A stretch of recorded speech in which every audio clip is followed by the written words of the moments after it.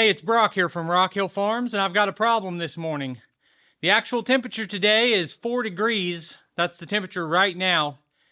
And I've got someone coming to get some firewood and someone else coming to buy a wood chipper. And I just walked outside. Wasn't going to film any of this. It's just routine. I went outside and my tractor wouldn't start. I said, well, guess I'll be using the skid steer. I went over and it wouldn't start. So now I've got a problem. I don't know. I've got this mini skid steer, but it struggles with those firewood totes, getting them high enough to load for somebody. So let's go back out there and see if either of these machines will start. I let them sit for a few minutes. I've been trying to Google like tips for cold starting, and other than cycling the key and letting it wait a minute, I'm not finding anything. So let's go see what happens. When I tried starting it a minute ago, it was giving me some kind of a warning on the dash. A message I've only seen one other time. So we're going to turn the key on and let it sit for a second. Exhaust manifold pressure sensor fault. I got that message one time when it was cold last year, and it's never done it again. Okay, so the glow plug light just went off. I'm going to do it again. We've got the red flashing light, and then we got the orange glow plug light. I've got the throttle up over halfway, which is actually a starting tip from John Deere. Waiting. Okay, the glow plug light went off. It's not going to do it.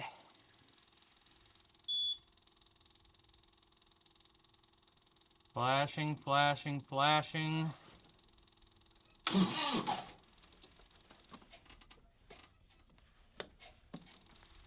We'll try one more time.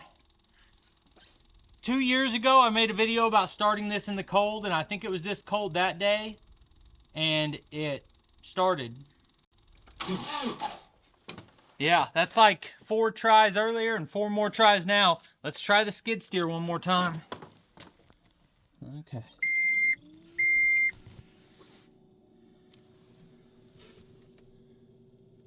I know it's hard to see with the glare, but it's giving me a countdown of how many seconds before I'm supposed to start it.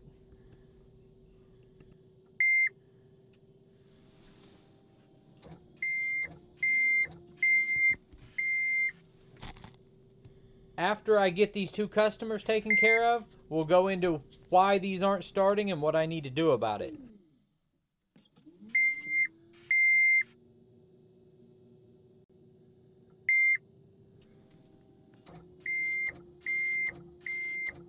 This has been a really big surprise for me. I didn't think any of my machines would have trouble starting.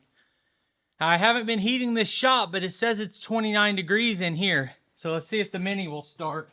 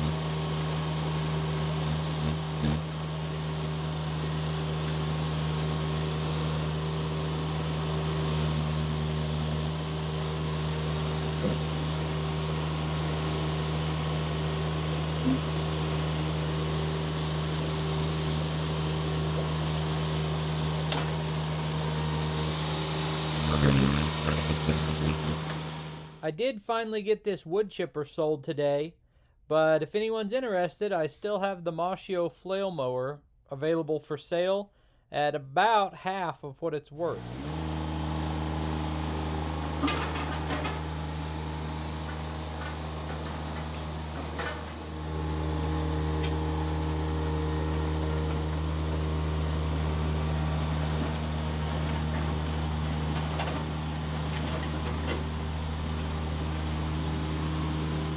So whenever I say that it's a good thing I've got the mini skid steer, it really was today. Because the woman who's coming to get this wood chipper is 5 hours from here. And she's already probably 3 or 4 hours into the drive. I don't know what I would have done. I mean, there's always a way, but I don't know what I would have done if I didn't have a way to pick this up. Probably weighs 500 pounds, I don't know. It's not light. I guess I should take a minute and address why this happened. Even though you guys all probably know the answer. This is not a video complaining about those John Deere machines. It is not a fault of my tractor or skid steer that the fuel has frozen and gelled. When it doesn't gel, I've started it in temperatures colder than this. But apparently I messed up.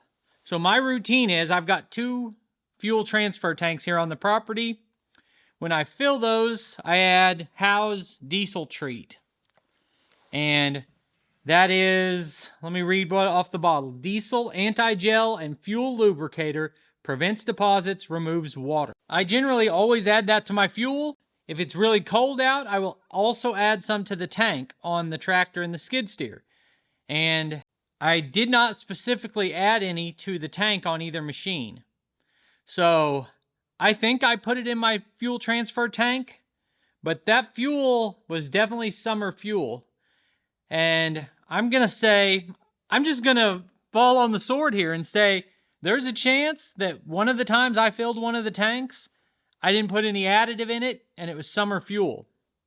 Because all fuel here is treated as winter diesel after either September 1st or October 1st or something like that. And that's why I've never had, the truck freeze up. But I want to just say that 95% chance is one time I filled it in the summer and I didn't use this additive. So that's on me. So now what do I do about it?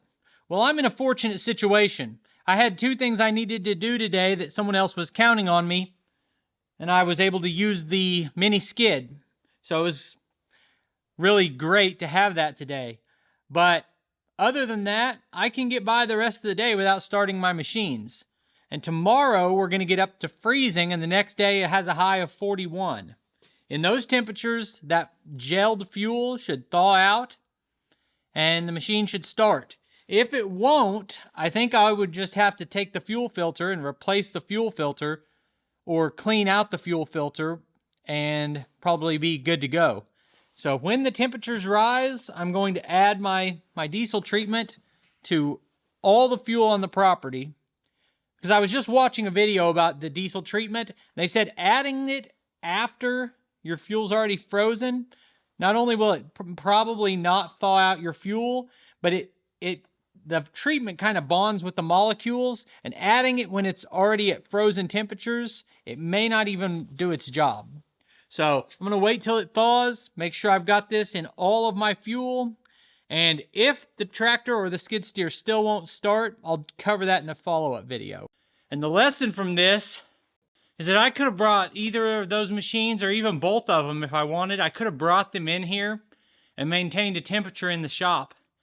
And for no reason at all, I just didn't do it. I didn't realize how cold it was going to be.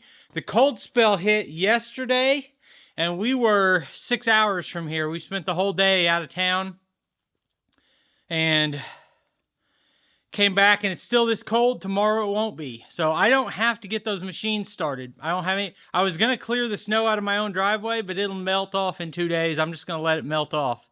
And I'm not going to try to start my machines and maybe do any damage or anything like that. I'm just going to let it thaw out.